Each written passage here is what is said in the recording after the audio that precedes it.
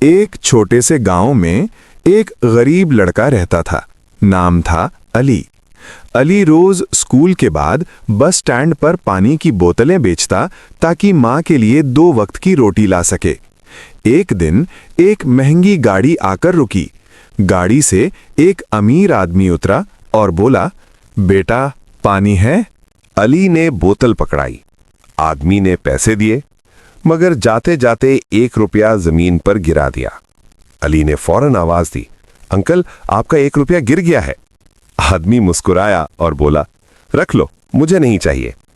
अली ने सर हिलाकर कहा, अंकल हलाल का 1 रुपया हराम के 1000 से बेहतर होता है। आदमी चौंक गया, वापस मुड़ा और अली का नाम पूछा। कुछ साल बाद वही अली एक बड़े ऑफिस में बैठा था।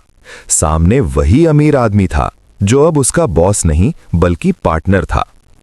आदमी बोला, जिस दिन तुमने 1 रुपया वापस किया था उसी दिन मैंने फैसला कर लिया था, ये लड़का एक दिन बहुत आगे जाएगा। सबक: ईमानदारी कभी फौरन इनाम नहीं देती, मगर जब देती है तो किस्मत बदल देती है।